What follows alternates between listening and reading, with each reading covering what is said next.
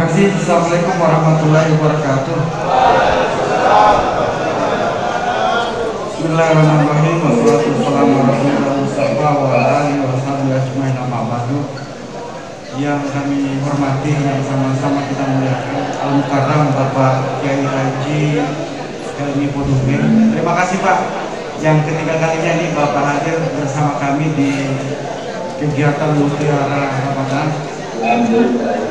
Alhamdulillah.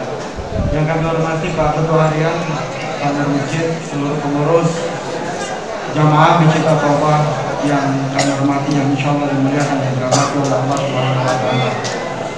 Tentunya dengan memanjatkan puji syukur kehadirat Allah Subhanahu wa Ta'ala, marilah kita senantiasa selalu mengucapkan rasa syukur itu, karena hari ini kita masih bisa dipertemukan pada kegiatan 18 Ramadan 1443 Hijriah. Kemudian salawat dan salam mari kita singgungan kehadirat junjungan kita Nabi besar Muhammad Sallallahu Alaihi Wasallam, yang insya Allah curahan rahmat dan syafaatnya sampai kepada kita di yaumil akhir. Amin. Jamaah masjid atau yang dirahmati oleh Allah Subhanahu wa Ta'ala, tentunya pada kesempatan ini kami mengucapkan terima kasih, kemudian memberikan apresiasi yang sebesar-besarnya kepada bapak-bapak sekalian. Tentunya kegiatan semalam berlangsung dengan lancar, aman dan kondusif. Tentunya itu adalah dukungan dari bapak-bapak sekalian. Jadi bapak-bapak sudah termasuk orang yang patuh dan taat, karena semalam pada saat kegiatan penggeledahan tidak ada yang berbahaya. Berarti lapas Gorontalo aman.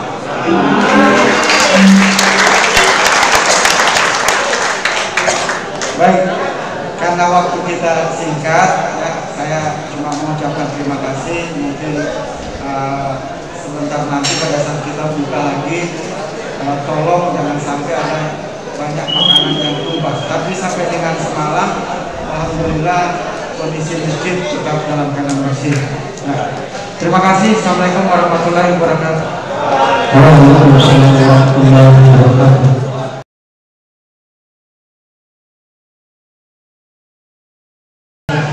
Assalamualaikum warahmatullahi wabarakatuh.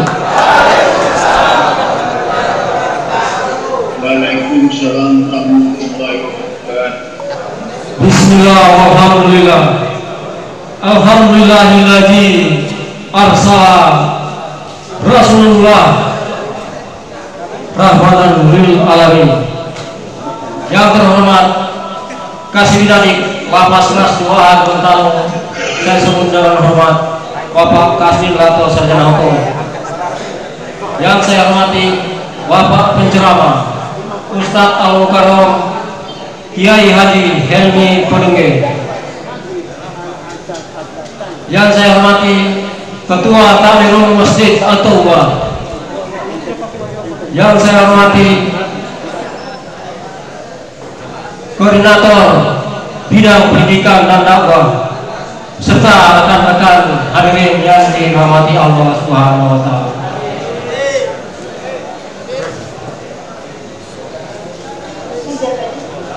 Alhamdulillah wa hawla wa la quwata illa billah. Puji syukur kita panjatkan kehadirat Allah Subhanahu wa Ta'ala atas segala karunia nikmat yang diberikan kepada kita semua, serta selawat dan salam senantiasa tercurah kepada baginda Nabi Muhammad Sallallahu Alaihi Wasallam. Hadirin yang dirahmati Allah Subhanahu wa Ta'ala,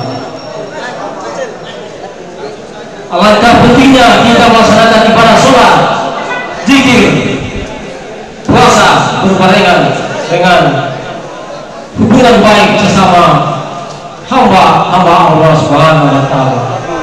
Untuk itu, dalam kesempatan kali ini, izinkan saya membawakan dengan judul Hablum minallah wa hablum minannas.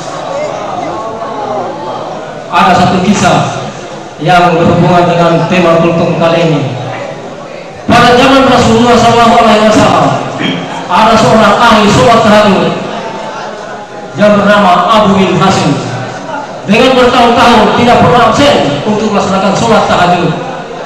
Pada suatu ketika hendak mengambil air wudhu untuk melaksanakan sholat tahajud, ia dikagetkan dengan keberadaan sosok yang dulu di pinggir sumur. Abu bin Hasim sontak bertanya, "Wahai hamba Allah, siapakah engkau?" Sosok tersebut tersenyum sambil menjawab, "Aku adalah malaikat utusan Allah Subhanahu wa Ta'ala. Aku diperintahkan oleh Allah Subhanahu wa Ta'ala untuk mencatat nama-nama atau hamba-hamba para pencinta Allah Subhanahu wa Ta'ala." Abu bin Hasim beranggapan bahwa namanya ada tercatat di dalam hamba-hamba pencinta Allah Subhanahu wa Ta'ala. Malaikat membuka buku tebal yang dibawanya catatan nama-nama pencinta Allah Subhanahu wa Ta'ala. Abu bin Hasim pun bertanya, "Wahai malaikat, apakah namaku ada tercatat dalam buku tersebut?" Malaikat pun membuka dan mencari. Ternyata malaikat tidak menemukan nama Abu bin Hasim di dalamnya. Abu bin Hasim mendengar nama tersebut, jatuh tersungkur di depan malaikat. Ia menangis sambil berkata, "Alangkah ruginya diriku ini. Hampir setiap malam berdiri tegak untuk melaksanakan sholat tahajud, berzikir, berdoa dan bermunajat kepada Allah Subhanahu wa Ta'ala. Tapi namaku tidak tergolong dalam golongan orang-orang pencinta Allah Subhanahu wa Ta'ala." Malaikat melihat kejadian tersebut, ia berkata, "Wahai Abu bin Hasim, bukan aku tidak tahu engkau setiap malam melaksanakan zikir, taubat dan bermunajat. Tapi sesungguhnya tanganku ini dilarang oleh Allah Subhanahu wa Ta'ala untuk mencatat namamu." Abu bin Hasim pun bertanya, "Apakah gerangan yang menjadi penyebabnya?" "Engkau memang bermunajat, berdoa, berpuasa, baca Quran, berzikir, tapi engkau pamerkan dengan bangganya kemana-mana,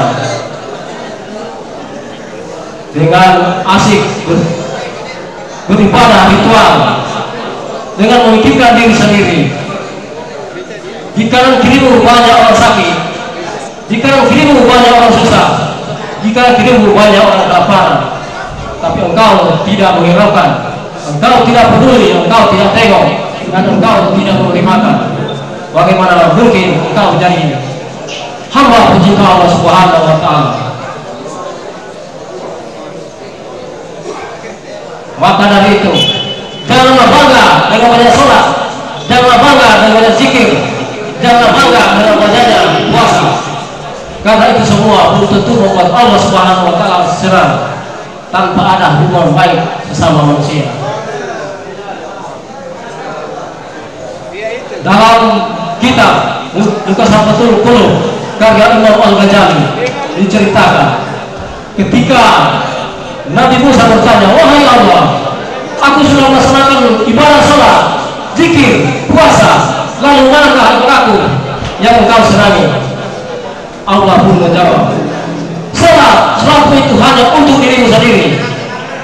Jika engkau melaksanakan sholat, engkau terpelihara dari perbuatan keji dan munkar. Zikirmu itu hanya untuk dirimu sendiri. Apabila engkau melakukan zikir, itu hanya membuat dirimu, hanya membuat hatimu jadi tenang. Puasa itu hanya untuk dirimu sendiri. Tatkala engkau melaksanakan puasa, itu hanya melatih dirimu, memerangi hawa nafsu sendiri. Lalu manakah ibadahku yang engkau senangi?" Tanya Nabi Musa. "Sesungguhnya selain itu aku lebih senang daripada sedekah, infak dan zakat serta amal baikmu lainnya." Boleh? Maka dari itu hubungan manusia dengan Allah bukanlah hanya kepada Allah semata, akan tetapi ke sesama manusia. karena ridho dan rahmat Allah tidak akan turun apabila salah satunya berat sebelah. Wassalamualaikum warahmatullahi wabarakatuh. Terima kasih.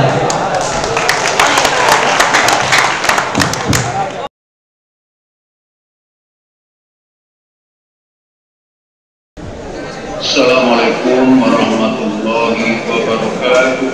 Waalaikumsalam warahmatullahi wabarakatuh.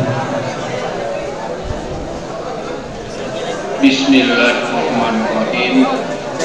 Alhamdulillahirrahmanirrahim.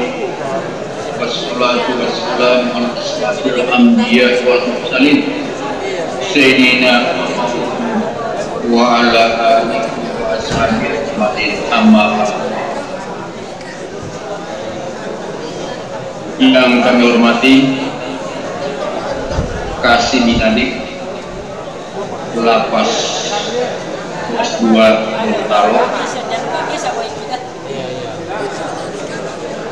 yang kami sebut nama beliau Bapak Haji Kartuntak SK, yang saya hormati Ketua Badan Takmir Masjid At-Taubah, yang saya hormati jajaran pengurus Masjid At-Taubah, dan saya hormati serta saya cintai jamaah Masjid At-Taubah yang insya Allah kita semua dirahmati Allah Subhanahu wa Ta'ala. Pertama dan utama, marilah kita menjadikan dan syukur kita kepada Allah Subhanahu wa Ta'ala, karena dengan izin dan kuasa-Nya lah sehingga pada hari ini kita masih bisa melaksanakan ibadah puasa, kita melaksanakan ibadah yang materi. Semoga amal ibadah kita makbul di sisi Allah Subhanahu wa Ta'ala, dan semoga pahalanya tetap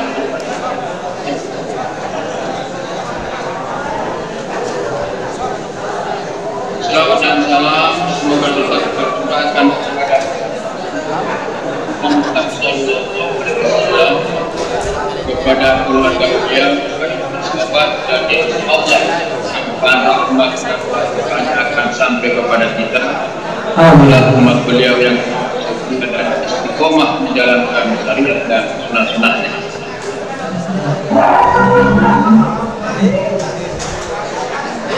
Jamaah sekalian yang insya Allah dirahmati Allah Subhanahu wa Ta'ala,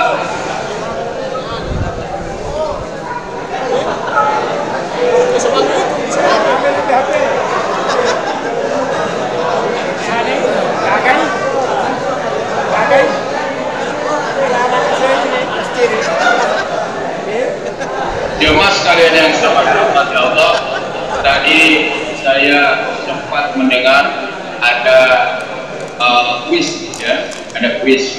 Bahkan pertanyaannya tadi kalau tidak salah saya dengar, apa perbedaan antara kul dengan kul kaf? Kaf, ya. Nah kalau kul, ya, kul dengan huruf kaf itu kata perintah. Ya, kata perintah dalam bentuk kata perintah artinya adalah katakanlah, ya, katakanlah. Lalu kul yang kedua, yaitu yang dalam bentuk huruf kaf, itu juga dalam bentuk kata perintah, itu maknanya makanlah, ya, makanlah. Nah sekarang kan belum waktu buka, makanya jangan dulu langsung makan, ya. Karena dikatakan kul itu makanlah, baru langsung makan. Jamaah sekalian yang sama dirahmati Allah, biasanya saat kita memasuki pertengahan bulan Ramadan, ya, ketika sholat witir itu diadakan doa kunut, ya, diadakan doa kunut. Kunut itu ada tiga, terbagi tiga. Yang pertama kunut nazilah, Dan kunut nazilah ini tidak diperdebatkan oleh para ulama. Dengan kata lain, semua ulama sepakat bahwa kunut nazilah itu ada, dan tidak ada yang ulama yang mengatakan bahwa kunut nazilah itu tidak ada. Nah, kunut nazilah itu adalah kunut yang dilaksanakan ketika terjadi musibah. Ketika terjadi musibah. Lalu yang kedua, kunut adalah dan ini kunut ini pada saat bulan Ramadan. Nah, kalau dalam hal kunut witir ada perbedaan pendapat di kalangan ulama. Yang pertama, pendapatnya Imam Abu Hanifah. Setiap kali witir ya, maka kunut ya, maka kunut itu menurut pendapatnya Imam Abu. Lalu menurut pendapatnya Imam Maliki, nah untuk kunut witir itu selama 1 bulan di bulan Ramadan. Dan selama 1 bulan penuh di bulan Ramadan itu, kalau menurut mazhab Maliki, kunut pada saat kita witir kunut ya, pada saat kita witir kunut itu menurut mazhab Maliki. Mazhab Syafi'i dan juga Imam Ahmad bin Hanbal bahwa kunut witir itu terjadi ada hanya pada pertengahan Ramadan. Nah, dari awal Ramadan sampai sebelum pertengahan, pada saat kita witir belum kunut, tapi pas pertengahan, nah, pada saat kita witir kita kunut. Nah, itu adalah pendapatnya Imam Syafi'i dan juga pendapat Imam Ahmad bin Hanbal ya. Nah, kalau kita untuk Gorontalo, kita berpendapat atau mazhab Imam Syafi'i dan juga Imam Ahmad bin Hanbal. Sehingga ketika bulan puasa, di bulan puasa pada saat kita witir, kunut witir itu pada pertengahan bulan Ramadan, tidak dimulai dari awal Ramadan. Nah, kenapa sampai diadakan kunut? Kunut itu adalah doa ya. Kunut itu adalah berasal dari kata kunat yang bermakna doa. Dengan kata lain, karena bulan Ramadan adalah bulan yang mulia, semua amal ibadah telah Allah janjikan dikabulkan Allah Subhanahu wa Ta'ala, dan begitu juga dengan doa yang kita panjatkan di bulan Ramadan akan dijawab oleh Allah Subhanahu wa Ta'ala. Maka kita dianjurkan untuk memperbanyak berdoa, apalagi pada saat pertengahan Ramadan itu terjadi satu peristiwa yang sangat bersejarah, yaitu nuzulul Quran yang terjadi pada malam Lailatul Qadar. Sebagaimana dijelaskan di dalam Al-Quran, Inna anzalnahu, kami menurunkan Al-Quran itu di Lailatul Qadar, pada malam Qadar. Wa ma adraka ma Lailatul Qadar, tahukah kamu apa itu malam Qadar? Lailatul Qadar khairun min alfi syahrin, bahwa malam Qadar itu lebih baik daripada 1000 bulan. Tanazzalul malaikatu wa ruh fiha, dan pada malam Qadar itu turun para malaikat yang dipimpin langsung oleh malaikat Jibril ya. Oleh malaikat Jibril. Nah, maka insya Allah ya, dengan kita melaksanakan amal ibadah di bulan Ramadan ini ya,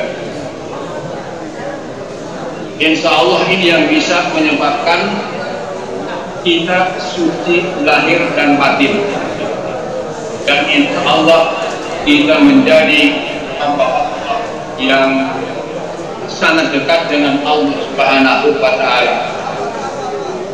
Sebagaimana dijelaskan di dalam Al-Quran, Inna akramakum, sesungguhnya orang yang paling mulia di antara kamu di sisi Allah adalah orang yang paling bertakwa. Allahumma biqila aqwami tariq. Assalamualaikum warahmatullahi wabarakatuh. warahmatullahi wabarakatuh. Waalaikumsalam warahmatullahi wabarakatuh. Dirangkaikan dengan doa apa?